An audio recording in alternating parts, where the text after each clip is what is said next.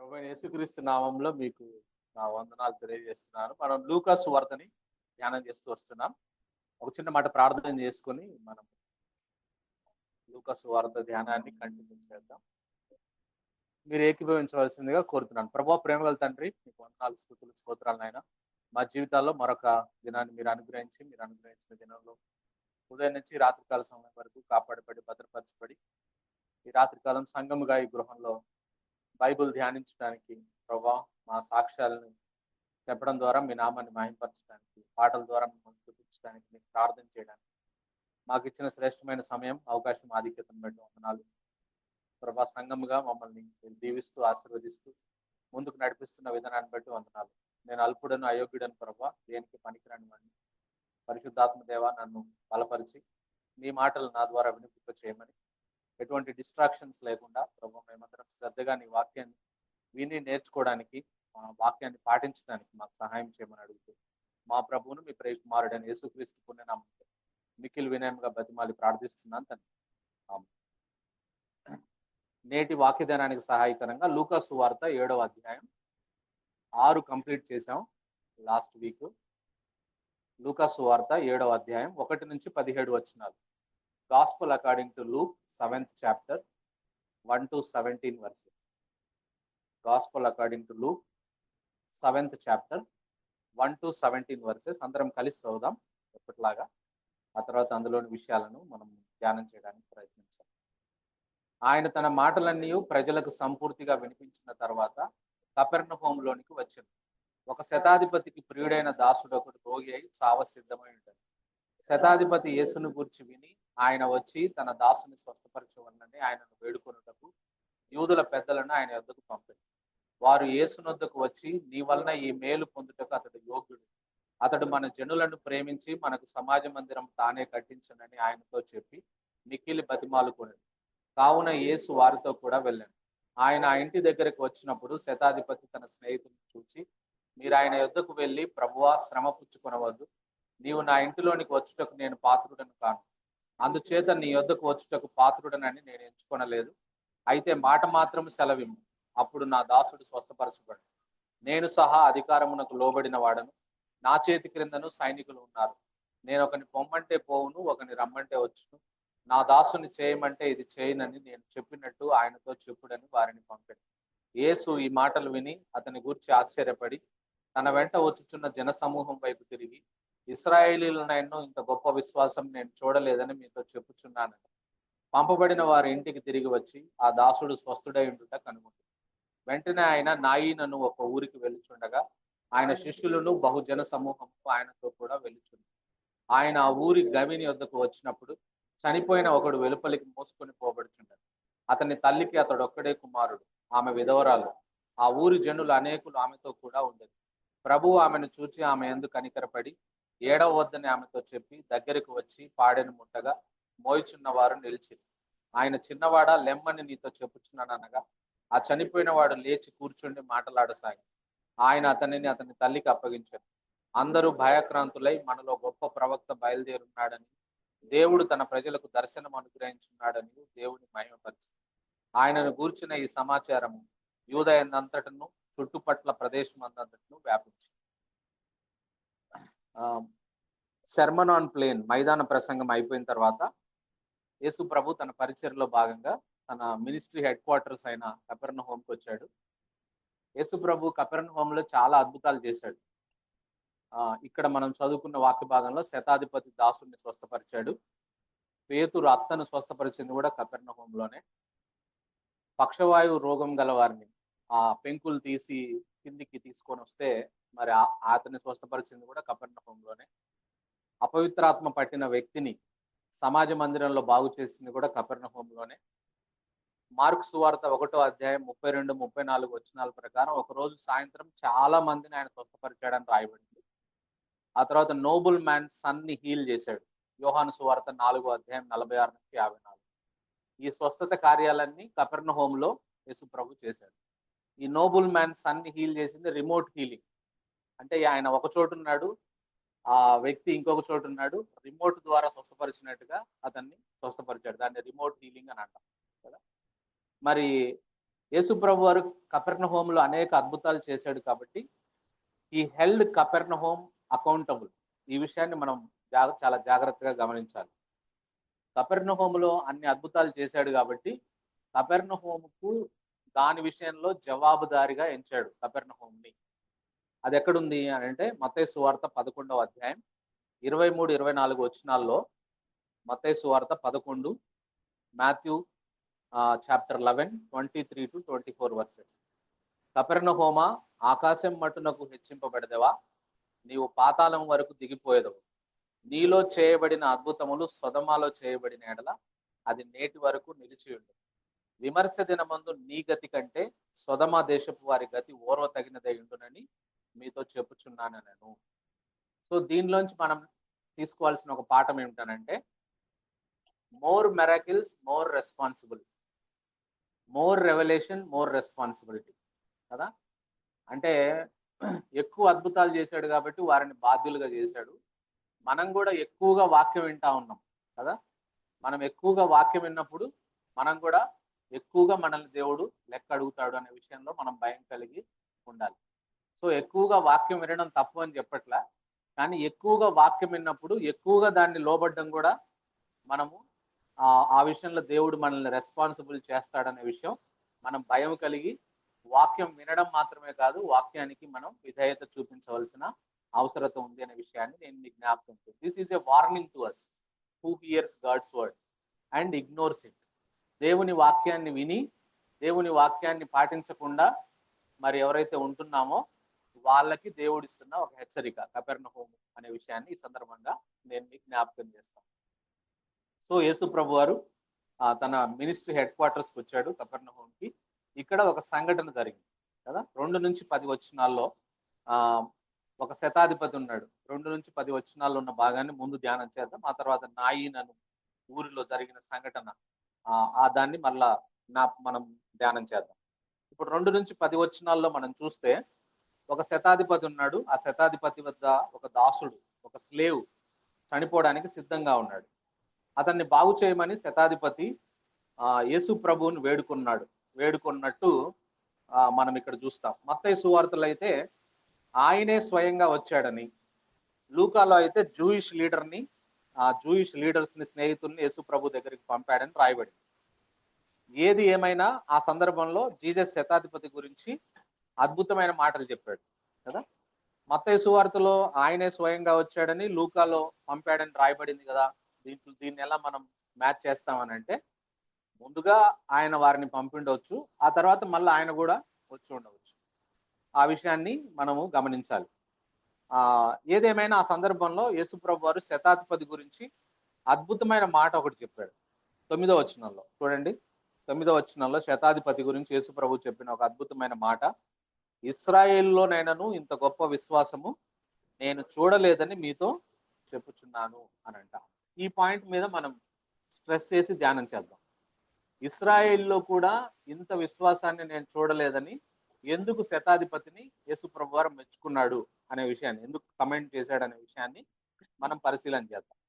మొట్టమొదటిది మనం గమనించినట్లయితే, ఎందుకు అనంటే చాలా విషయాలు ఉన్నాయి, అన్ని మనం ధ్యానం చేయడానికి సమయం లేదు, కానీ కొన్ని విషయాల్ని మనం ధ్యానం చేద్దాం.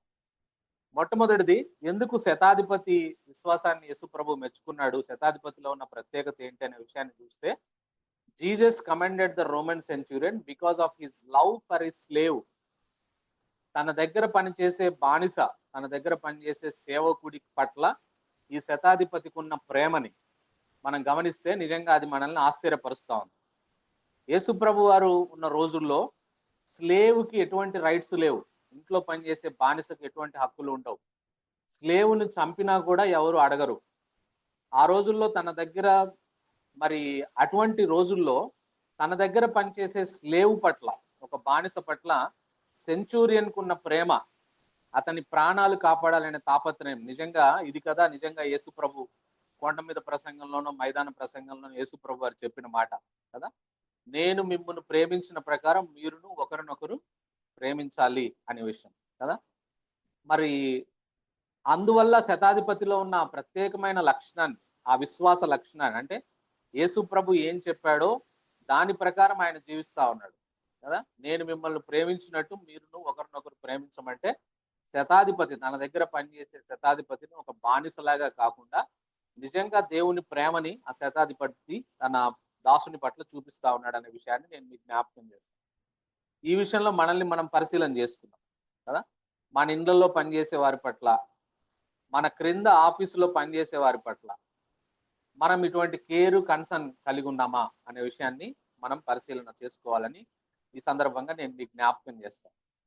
నా నా మౌన ధ్యాన సమయంలో నేను ఫిలోమోన్ పత్రిక చదువుతున్నప్పుడు ఫిలోమోన్ పత్రికలో రాయబడ్డ ఒక విషయం, పౌలు కూడా అటువంటి ప్రేమనే, మరి బానిస పట్ల అటువంటి ప్రేమనే కనపరుస్తున్న విషయం ఫిలోమోన్ పత్రికలో చూస్తాం. చూడండి, హెబ్రీలకు రాసిన పత్రికలో ముందు ఫిలోమోన్ పత్రిక ఉంటది. ఫిలోమోన్కు రాసిన పత్రిక 15-16 వచనాల్లో పౌలు మరి ఫిలోమోనుకు రాస్తూ ఈ విధంగా అంటా ఉన్నాడు.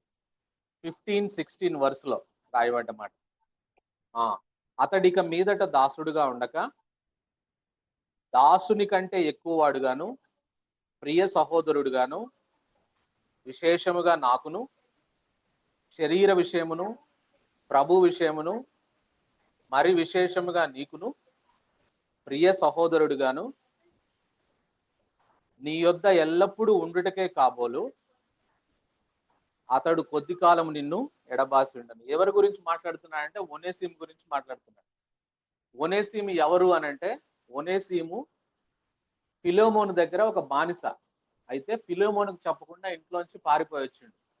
పారిపోయి వచ్చిన తర్వాత చెరలో ఉన్న పౌలు దగ్గరికి వచ్చినప్పుడు పౌలు సువార్త పరిచర్య ద్వారా ఒనేసిమును రక్షించిండు. అంటే యేసు ప్రభు సువార్త ఆయనకు చెప్తే ఆయన రక్షించబడ్డాడు. ఆ రక్షించబడ్డ బానిసని మరలా ఫిలోమోను దగ్గరికి పంపిస్తూ మరి పౌలు చెప్తున్న మాట కదా, అతడు ఎంత మంచి మాటలు చెప్తా ఉన్నాడు చూడు. అతడికి మీద దాసుడిగా ఉండక దాసుని కంటే ఎక్కువ వాడుగాను, ప్రియ సహోదరుడుగాను అని అంటా ఉన్నాడు కదా. ఇంకా ఏమంటున్నాడు, నాకు ఆశ్చర్యం కలిగించే విషయం 12వ వచనంలో రాయబడ్డ మాట, 11-12లో ఫిలోమోనుకు రాసిన పత్రిక, అతడు మునుపు నీకు నిష్ప్రయోజనమైన వాడే గాని ఇప్పుడు నీకును నాకును ప్రయోజనకరమైన వాడాయను. నా ప్రాణం వంటి వాడైన అతన్ని నీ యొద్దకు తిరిగి పంపి ఉన్నాను. అసలు ఎట్లా యూజ్ చేస్తారు బానిసల గురించి ఈ మాట? ఒక బానిసను పట్టుకొని నా ప్రాణం వంటి వాడు అని అంటా ఉన్నాడు కదా. ఇది కదా దేవుడు మనకు చెప్పింది, ఇతరులను ప్రేమించమంటే. సర్వెంట్ అయినా కానీ, బానిస అయినా కానీ, మన ఇంట్లో ఉండే వాళ్ళు కానీ, ఎవరినైనా సరే దేవుడు మనకు చెప్తున్న మాట ఏమిటనంటే, నేను మిమ్మల్ని ప్రేమించినట్టు మీరు ఇతరులను ప్రేమించాలి. దేవుడు చెప్పిన మాట కదా. ఆ మాటని మనం ఖచ్చితంగా పాటించినట్టు పౌలు అదే పని చేస్తా ఉన్నాడు. ఈ శతాధిపతి కూడా అదే పని చేస్తా ఉన్నాడు. పౌలు ఎవరు? ఆయన యూదుల్లో చాలా పెద్ద గొప్ప వ్యక్తి కదా.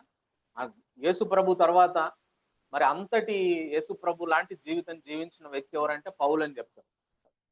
మరి ఆ పౌలు కూడా అటువంటి ప్రేమను చూపిస్తున్నాడు. అంత ఉన్నతమైన వ్యక్తి యేసు ప్రభు పౌలు చూపించిన ప్రేమని మరి సెంచూరియన్ మరి తన దగ్గర పనిచేసే సేవకుడి పట్ల చూపిస్తా ఉన్నాడు. అందుకనే యేసు ప్రభు వారు ఆ శతాధిపతిని ఇస్రాయేల్లో కూడా ఇంత విశ్వాసం నేను చూడలేదని ఆయన కమెంట్ చేశాడనే విషయాన్ని నేను మీకు జ్ఞాపకం చేస్తాను. మనకు మాదిరి ఇదే. మన దగ్గర పనిచేస్తారు ఆఫీస్లో కదా. ఆఫీస్లో చిన్న చిన్న ఉద్యోగాలు చేసే వాళ్ళు ఉంటారు మనం పనిచేసే దగ్గర. వాళ్ళ పట్ల మనం ఎట్లా వ్యవహరిస్తున్నాం? ప్రేమతో వ్యవహరిస్తున్నామా? కఠినంగా వ్యవహరిస్తున్నామా? మన ఇళ్లలో పనిచేసే వారి పట్ల ప్రేమగా వ్యవహరిస్తున్నామా? కఠినంగా వ్యవహరిస్తున్నామా అనే విషయం మనం ఖచ్చితంగా దేవునికి లెక్క అప్పచెప్పాల్సిందే అనే విషయాన్ని నేను మీకు జ్ఞాపకం చేస్తాను. రెండవ సంగతిని మనం గమనించినట్లయితే శతాధిపతిని ఎందుకు యేసు ప్రభువారు అంతగా కమెంట్ చేశాడు, మెచ్చుకున్నాడు అనే విషయాన్ని మనం చూస్తే, Jesus commended the Roman Centurion because of his humility. ఆయనకున్న వినయాన్ని చూడండి. జూయిష్ ఎల్డర్స్ యేసు ప్రభు దగ్గరకు వచ్చి ఏమన్నాడంటే, he is worthy to get this favour from you అన్నాడు. అంటే యేసు ప్రభువా నీ నుంచి సహాయం పొందడానికి అతడు యోగ్యుడు అన్నారు. అంటే సెంచూరియన్ని యూదా మత పెద్దలు ఏమంటున్నారంటే అతను యోగ్యుడు అంటా ఉన్నారు. అయితే అతను ఏమంటున్నాడు చూడండి, నీ వల్ల అతడు మేలు పొందుటకు అతను యోగ్యుడు అని అంటే అతను ఏమంటున్నాడు, I am unworthy to have you come under my roof అంటా ఉన్నాడు. వాళ్ళేమో ఈయనను యోగ్యుడు అని అంటా ఉంటే ఈయన ఏమంటున్నాడంటే యేసు ప్రభు నా ఇంట్లో అడుగు పెట్టడానికి కూడా నేను అర్హుణ్ణి కాదు అంటున్నాడు. ఎంత హ్యూమిలిటీ చూడండి. నిజంగా ఆయన ఇంట్లో అంత అంత చీప్ గా ఉంటుందా రోమన్ సెంచూరియన్ ఇల్లు అని అంటే? ఒక రోమన్ సెంచూరియన్ శాలరీ ఎంత ఉంటుందంటే ఒక సైనికుడి శాలరీ కన్నా 17 రెట్లు ఎక్కువ ఉంటుందంట, ఇంటూ 17. అంటే రోమన్ సోల్జర్ శాలరీ 1000 రూపాయలు అయితే సెంచూరియన్ శాలరీ 17,000 ఉంటుంది. అంటే 17 రెట్లు ఎక్కువ ఉంటుంది. అటువంటి సోల్జర్స్ ఎంతమంది ఉంటారు ఆయన దగ్గర అంటే 100 మంది సోల్జర్స్ కి ఆయన అధిపతిగా ఉన్నాడు కదా. He is rich man, he is having a position, he has authority. అయినప్పటికీ but he consider all of this unworthy before Jesus. ఇవన్నీ కూడా యేసు నేను నాకు అధికారం ఉంటే ఉంది గాక, నాకు శాలరీ ఉంటే ఉంది గాక, నేను ధనవంతుని అయితే అవును గాక, కానీ యేసు ప్రభు ముందు ఇవన్నీ చెత్త బుట్టతో సమానం అనే విషయాన్ని గమనించిండు ఆయన, గుర్తించిండు. నేను చాలా చిన్నోడిని యేసు ప్రభు ముందు. యేసు ప్రభు నా ఇంటికి రావడానికి కూడా నేను అర్హుడిని కాదు అనే విషయాన్ని మరి శతాధిపతి చెప్పినాడు. అంత తగ్గింపు శతాధిపతిలో ఉంది అనే విషయాన్ని ఈ సందర్భంగా నేను మీకు జ్ఞాపకం చేస్తా ఉన్నా. సో మనం అట్లాగే ఉన్నామా? మన పరిస్థితి ఏంది? మన పదవి చూసో, లేకుంటే మన డబ్బు చూసో, మన స్థాయి చూసో, మన అధికారం చూసి మనం గర్వపడుతున్నామా?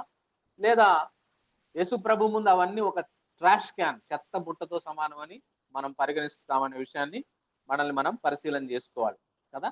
ఓన్లీ బై గ్రేస్, అంతే.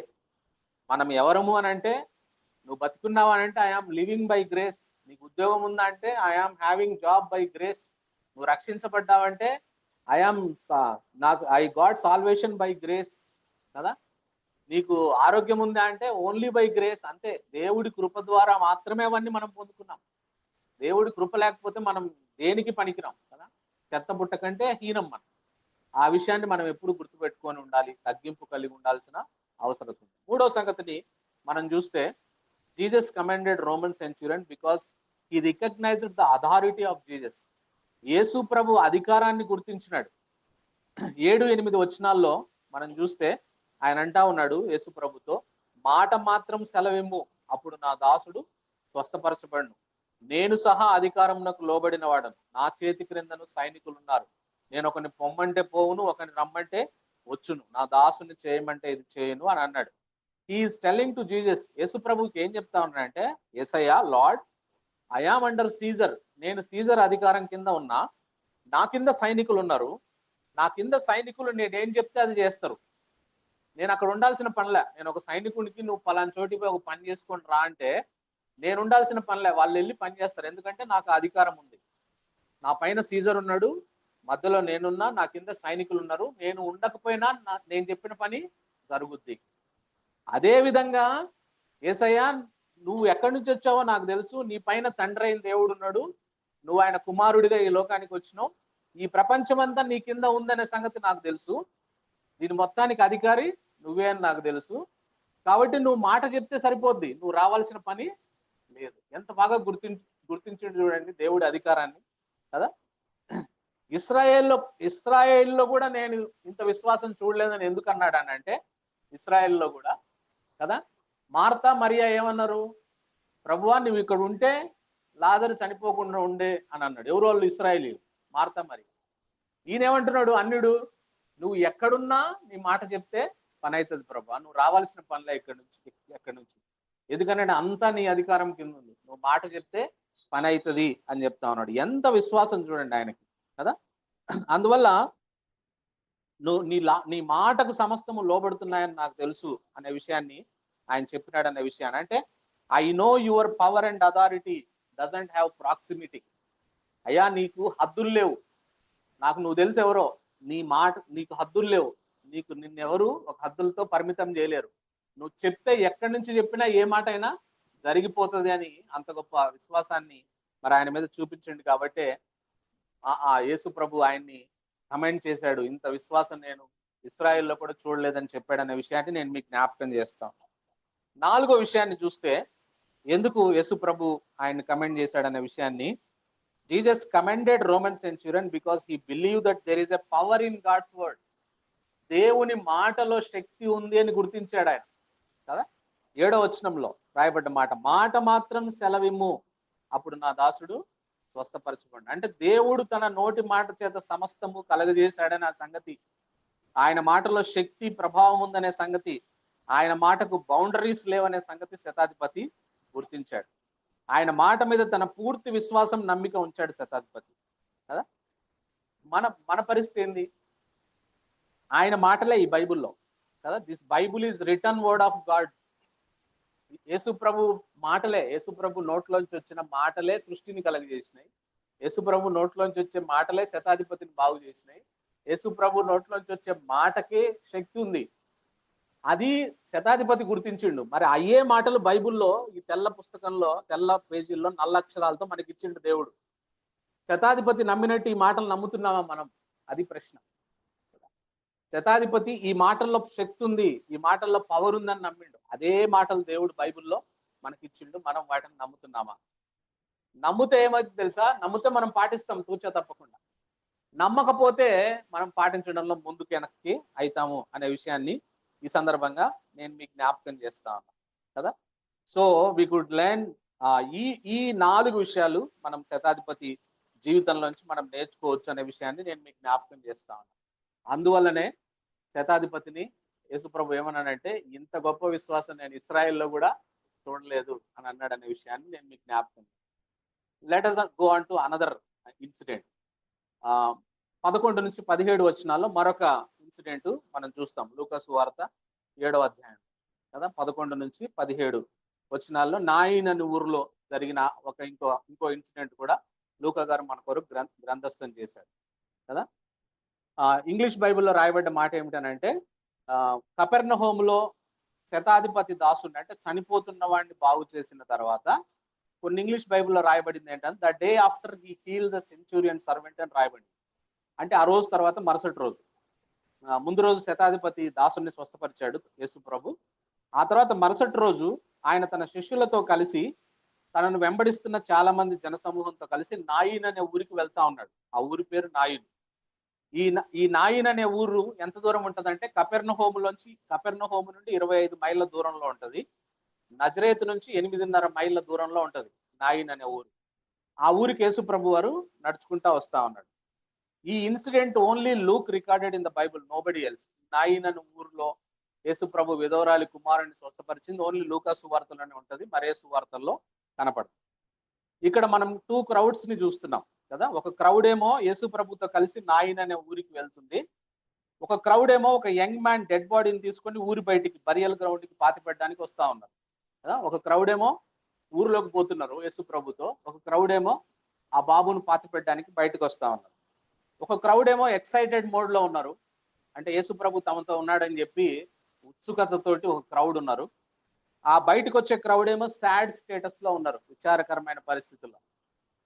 ఒక క్రౌడ్ లోనేమో ఓన్లీ ఫాదర్ కి only begotten son of God, only begotten son of God, తండ్రి అయిన దేవునికి ఏకైక కుమారుడు ఒక క్రౌడ్ లో ఉన్నాడు. ఈ విధవరాలు ఏకైక కుమారుడు డెడ్ బాడీ ఇంకో క్రౌడ్ లో ఉంది కదా. Dead son is destined to live, living son is destined to die for us.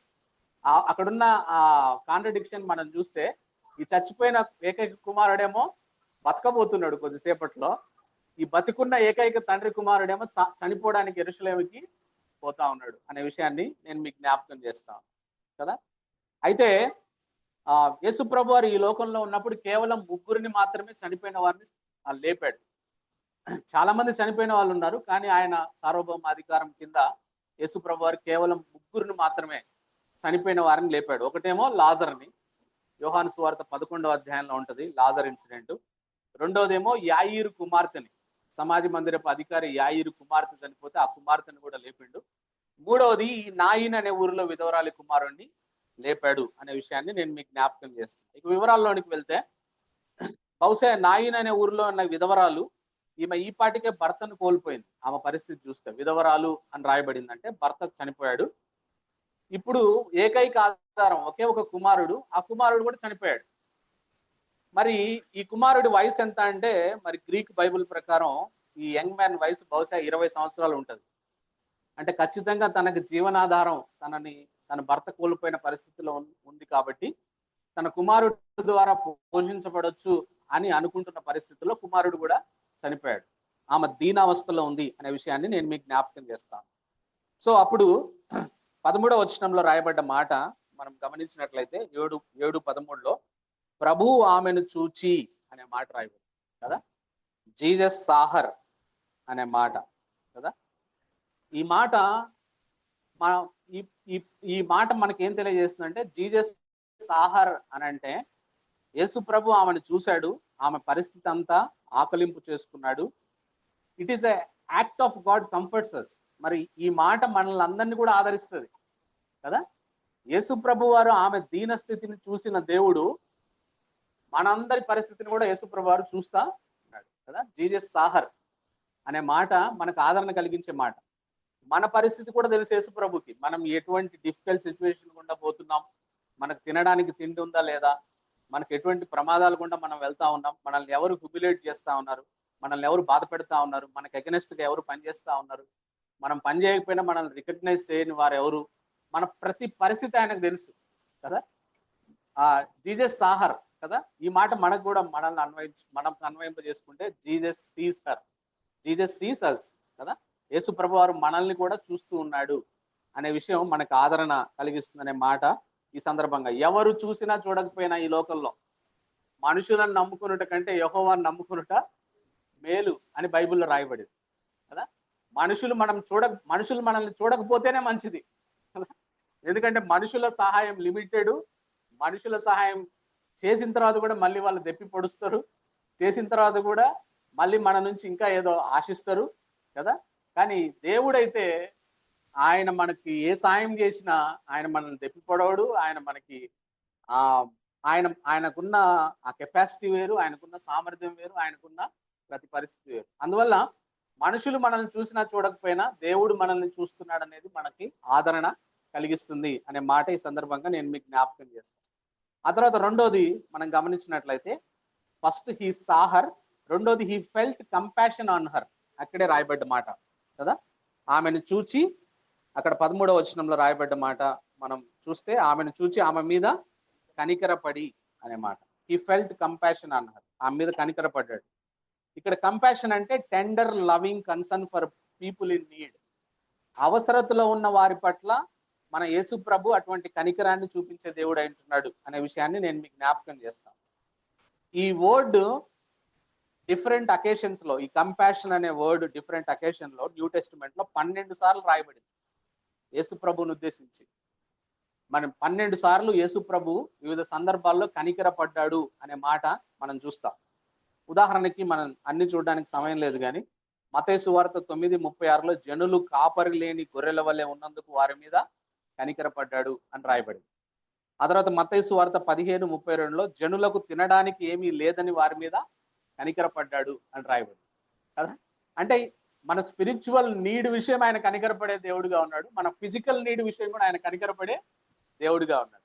ఆ తర్వాత మార్కు 1:41లో ఆయన కుష్ఠరోగి మీద కనికరపడి అనే మాట రాయబడింది.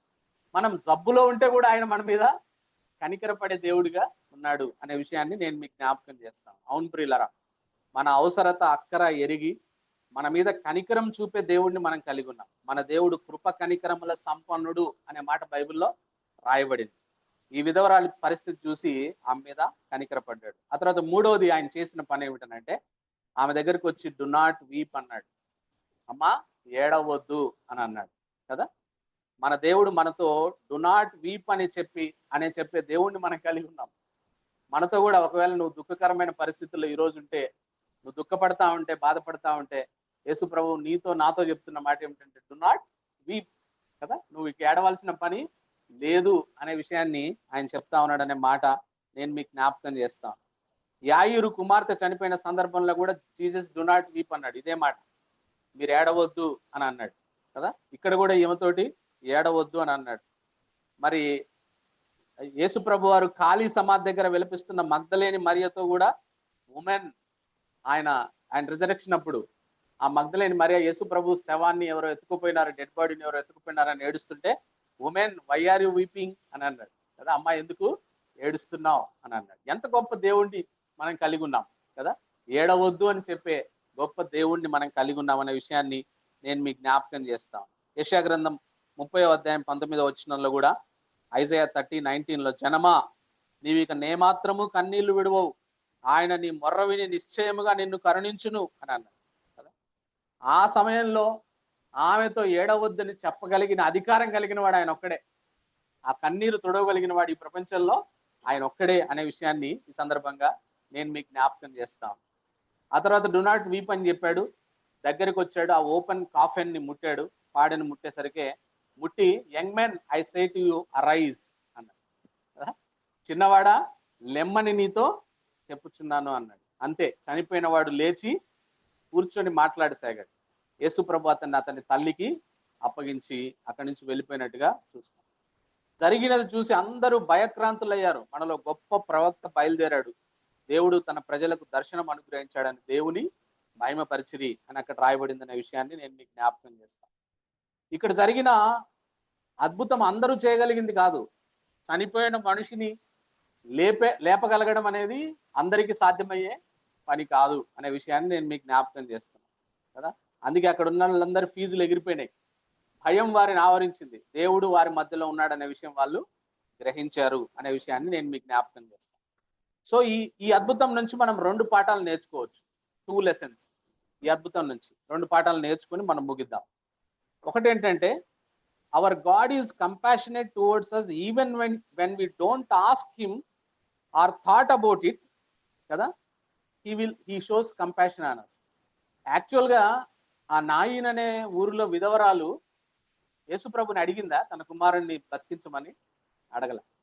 కానీ ఆమె దీన పరిస్థితి చూసి, ఆమె దుఃఖాన్ని చూసి ఆయనే కలగజేసుకొని వచ్చి ఆయన ఆమె దుఃఖాన్ని మాన్పిన దేవుడు. అంటే మన దేవుడు ఎంత కనికరం కలిగిన వాడంటే, కొన్నిసార్లు మనం అడగకపోయినా ఆయన మన పట్ల కనికరాన్ని చూపే దేవుణ్ణి మనం కలిగి ఉన్నాం అనే విషయాన్ని సందర్భంగా నేను మీకు జ్ఞాపకం చేస్తాను. ఇది నేర్చుకోవచ్చు కదా. అందుకే 145వ కీర్తన 8వ వచనంలో రాయబడ్డ మాట ఏమిటంటే, Psalm 145 8th verse, the Lord is gracious and full of compassion, slow to anger and of great mercy. యెహోవా అందరికీ ఉపకారి, ఆయన కనికరములు ఆయన సమస్త కార్యముల మీద ఉన్నవి అని అంటాం. ఇది మొదటి లెసన్ మనం నేర్చుకోవాల్సింది. రెండో పాఠం ఏమిటనంటే, ఈ నాయిను అనే ఊరిలో విధవరాలి కుమారుని లేపిన సంఘటన నుంచి మనం నేర్చుకోవాల్సిన రెండో పాఠం ఏమిటనంటే, one day in future our God is going to say arise with all the people of this earth who died by that time కదా. ఈ కుర్రవాడితో ఏమన్నాడు? చిన్నవాడా లెమ్మని చెప్పగానే ఆ కుర్రవాడు లేచి కూర్చున్నాడు. ఒకరోజు రాబోతుంది భవిష్యత్తులో, ఆ రోజు చచ్చిపోయిన వాళ్ళందరినీ లేపబోతా ఉన్నాడు. ఇదే యేసు ప్రభు కదా. ఆ రోజు చనిపోయిన వాళ్ళందరినీ లేపబోతా ఉన్నాడు అనే విషయాన్ని నేను మీకు జ్ఞాపకం చేస్తా ఉన్నాను. తెస్సలోనికలకు రాసిన మొదటి పత్రిక 4వ అధ్యాయం.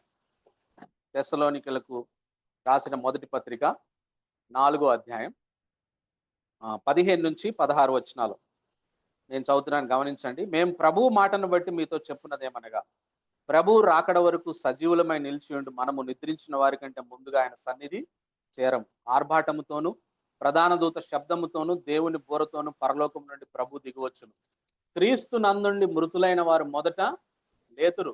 ఆ మీదట సజీవులమై నిలిచిండు మనం వారితో కూడా ఏకముగా ప్రభువుని ఎదుర్కొనుటకు ఆకాశ మండలములకు మేఘముల మీద కొనిపోబడదు. కాగా మనము సదాకాలం ప్రభుతో కూడా ఉందము. కాబట్టి మీరు ఈ మాటల చేత ఒకడినొకడు ఆదరించుకొనుడి అని.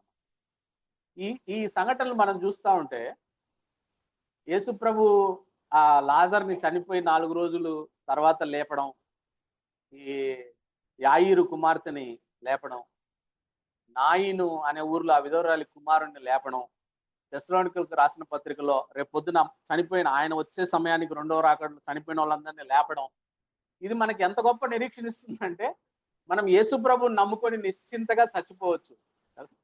అంటే మనం చనిపోయేటప్పుడు ముందే చనిపోమని చెప్పట్లే, మనం చనిపోయేటప్పుడు ఒక నిశ్చింత, ఒక నిరీక్షణ మనకి, మన ప్రభువు మనల్ని లేపుతాడు కదా. ఐసీ కదా, మన ప్రభువు మనల్ని లేపుతాడు అనే మాట. ఈ గంటెల ప్రకాష్ అన్న చనిపోయినప్పుడు మరి ఆయన గురించి చెప్పబడుతున్న సాక్ష్యాలు, ఆయన లాస్ట్ మూమెంట్ లో యశోద హాస్పిటల్లో మరి ఉన్నప్పుడు, యశోద హాస్పిటల్కు తీసుకొని వచ్చింది ఆయన లాస్ట్ మూమెంట్ లో వచ్చినప్పుడు, మరి మన ఈహో బేగంపేట సునీల్ లాజరస్ అన్న ఆయనకి మంచి ఫ్రెండ్ అంట. మరి సునీల్ లాజరస్ అన్న వెళ్ళి అక్కడ పరిస్థితి డాక్టర్లను అడిగితే ఇక చనిపోతాడు కొద్దిసేపట్లో, ఆయన బ్రతకడు అని చెప్పినప్పుడు మరి సునీల్ లాజర్ అన్న పోయి గంటల ప్రకాష్ అన్నతో అడిగాడంట, ప్రకాష్ ఆర్ యూ రెడీ అని. అంటే ఎస్ అన్న, ఐఎమ్ రెడీ అంటే did God spoke with you, దేవుడు నీతో మాట్లాడాడంటే ఎస్ అన్న, గాడ్ స్పోక్ విత్ మీ. ఏమని చెప్పాడంటే కమ్ టు హెవెన్, పరలోకానికి వచ్చే ప్రకాష్ అని చెప్తున్నాడు దేవుడు. సో నేను ఫుల్లీ ప్రిపేర్డ్ అన్నా అని చెప్పాడు. ఎంత గొప్ప నిరీక్షణ మన క్రైస్తవులకి కదా. మనం చనిపోయేటప్పుడు అందుకే క్రైస్తవుడు భయపడ్డు. యాకోబు తాను చనిపోయేటప్పుడు చేతికర్ర మీద వంగి నమస్కారం చేసి వర్షిప్ చేసి చచ్చిపోతాం క్రైస్తవులు కదా.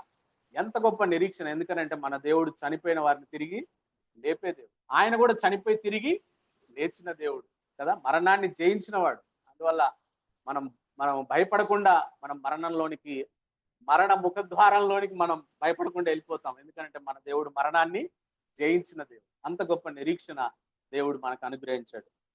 అందును బట్టి దేవునికి వందనాలు తెలియజేస్తాం. అందుకే ప్రకటన 14:13 రాయబడ్డ మాట, అంతటా ఇప్పటి నుండి ప్రభునందు మృతులు ధన్యులు అని రాయమని పరలోకం నుండి ఒక స్వరం చెప్పగా కదా. మనం యేసు ప్రభువుని విశ్వాసం ఉంచిన మనందరం ధన్యులం, చనిపోయినా కూడా ధన్యులమే మనం. అటువంటి గొప్ప నిరీక్షణ అనుగ్రహించిన దేవునికి వందనాలు తెలియజేస్తున్నాను. దేవుడి మాటను దీవించు.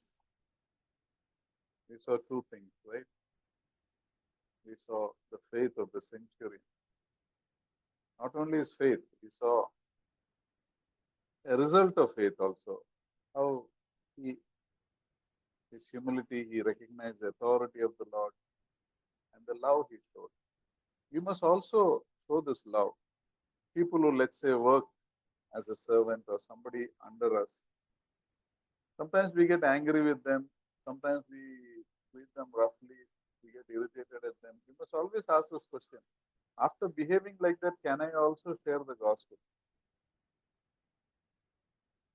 That is one thing. Can I also share the gospel with them?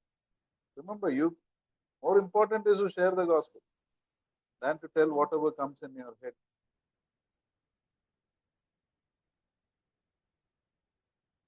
And you see God who comforts us, right? There's compassion, Almighty God. And also we saw last one day, all will hear the word, get up. So we should. Paul says, for me to live is Christ and to die is gain. That attitude must be there. Not many Christians can say, to me to die is gain.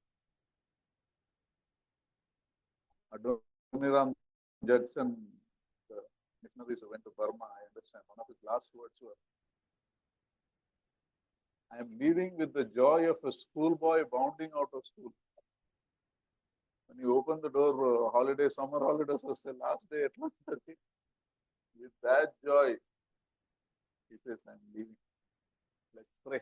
Let's have that attitude. This world has nothing for us. We have to live for the world to come. Then only we can be used by God. Father, we thank you for this time that you've given us. Thank you for your word. And help us to learn from the faith of the centurion. We have completely obeyed your authority, understood your authority, and also lived a life of humility and love. Give us this kind of life. May we be under your authority. Thank you, Lord, that you are the author of life. When death, on that day 9, when a procession of death faced a procession of life, there was an explosion and life conquered. One was a sad procession, one was a procession of joy. Both when they met, both processions became one, because you did a wonder. You are a God who does wonders in us. And also help us to hang loosely to the things of the world. May we build up treasures in heaven. May we seek to walk close to you and live for your glory. We thank you once again for this time you have given us. We also pray for Ashok and Isratnam coming. they're getting transferred back also to your hands. Pray that you will answer our prayers in accordance to your will. Pray for those who are looking for a job. Pray for John, pray for Brother Vijay. And all those who are seeking jobs, Lord, grant them, we pray, Lord. We thank you, we praise you, Master. In Lord Jesus' most precious name we pray. Amen.